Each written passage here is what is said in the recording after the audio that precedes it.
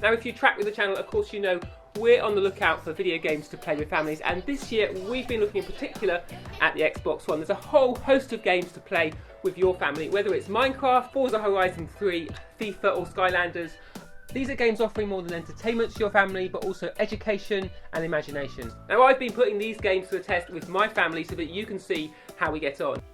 Now the first of these games is Forza Horizon 3 that combines a racing challenge but with an open world. You also have to navigate and orienteer your way around to get to the next race. It leverages the real physics of the sort of hardcore racing of Forza Motorsport but puts it in an accessible form for kids of all age. You can see Ollie has taken up the charge of driving to the new race. So you can see there bottom left you get a little sat-nav view that Tom's pointing to, and he's giving him directions to get him around each of the corners. Once he gets to the race, then Ollie hands the controller over to Tom, who then picks up with the racing. And this way the game works really well between the both of them. They both cooperate and they both collaborate, and they both have a good time playing the different aspects of the game. And as Ollie has been getting better, he has then been starting to jump into races and have a go at those as well. Now as we race with Tom here, you can see some of the physics and some of the visuals that are in play in Forza Horizon 3. So not only have you got lots of particle effects and that water's very realistic, you've also got day and night, so as dusk is falling, we've got our headlights on, and as you play through the game, the day turns to night and then equally night turns to day. So what we started off at dusk, we're now heading into a nighttime race. And this affects not only how the cars look, but also a bit how they behave, as the temperature on the road changes that contact between rubber and tarmac. So as we fast forward to the end of the race, Tom comes in fourth place. He seems pretty happy about that, and you can see as the game continues, we head out of that race and into what is the dawn light. So as Ollie takes the controls and heads for a cross-country race, you'll notice that we're now in the morning, and this is matched by a track that goes both on tarmac and off-road by its cross-country nature, and that is another aspect that the boys have really enjoyed in Forza Horizon 3. You don't just stick on the track, but you have to do shortcuts, there's jumps, there's a whole world to explore, so as you unlock more and more of the game, you get not only more cars, but more places to go and use those cars. And this often means that they'll just drive around, just sightseeing in the world of Forza Horizon, to find new spots to jump and also to track down new races.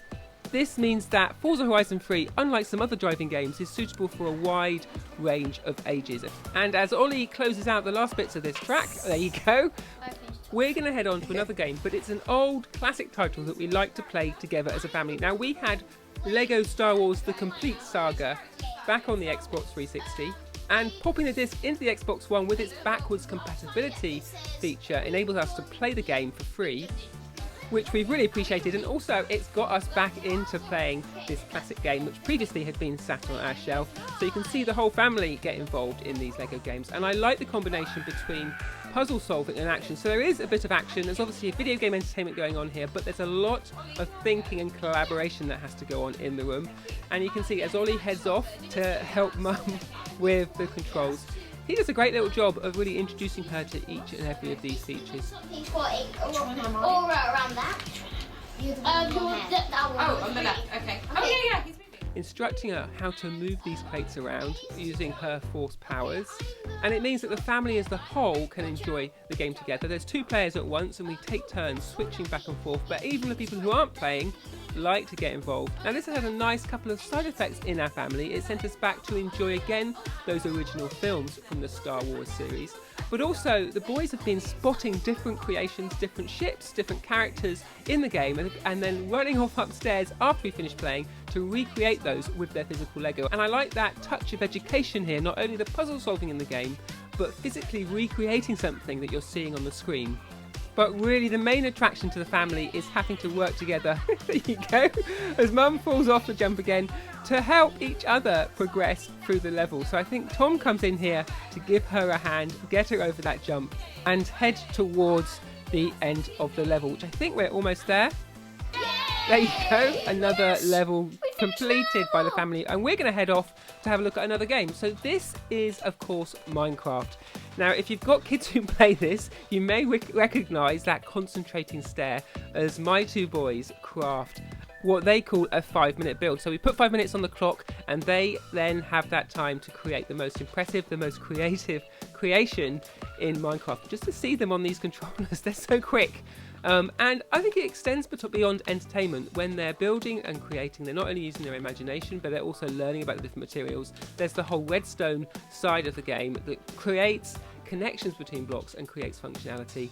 Often they'll be doing homework and they'll take that to Minecraft and they'll recreate some of the things that we're doing in homework on the Xbox One as well. So here we are, their builds are almost complete, and as they count down the last few seconds, we get to see if they can just polish off those final touches on the creations before they have to down their controllers. Tom has a last little minute fiddle, and there you go. Back in more competitive arena, there are the mini games. Now these are special events in Minecraft that you can play online, or the boys are just playing here one-on-one locally against each other, and it enables you to have a real battle. So this is a real video game mechanic that's been brought into the Minecraft world, and you play in a safe space online, but it's very, very competitive. So again, the boys have to learn about winning and losing, and also to work together to see how they can combat their online opponents. And this all works really well on the Xbox One, not least because you've got a split screen. So compared to playing Minecraft on a PC or on a tablet, which our boys do on occasion as well, they've really gravitated towards playing it mostly on the Xbox One, because they can play up to 4 players locally in the split screen. So there you go, I think Tom won that round. We're going to move on to more of a traditional game, and this of course is FIFA. Now FIFA 17 has a lot of new features going for it.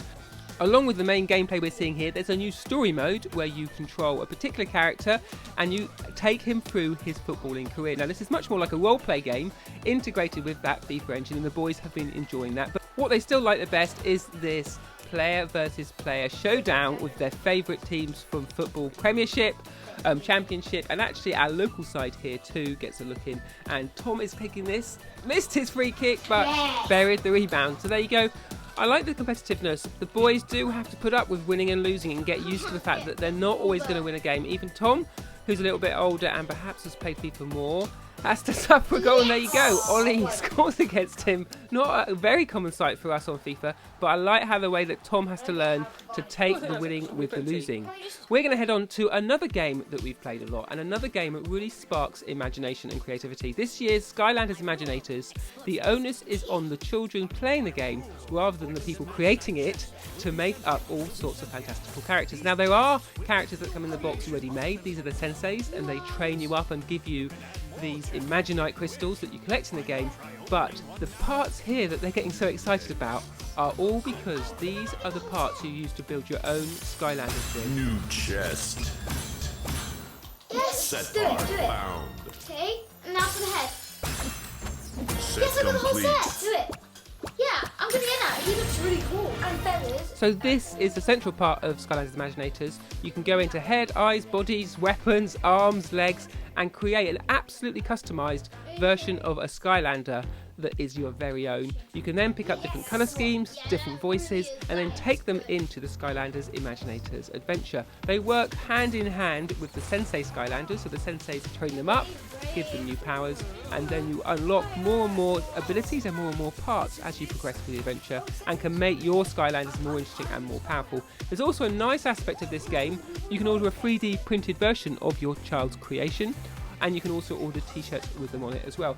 So there's another incentive for the kids to be really imaginative.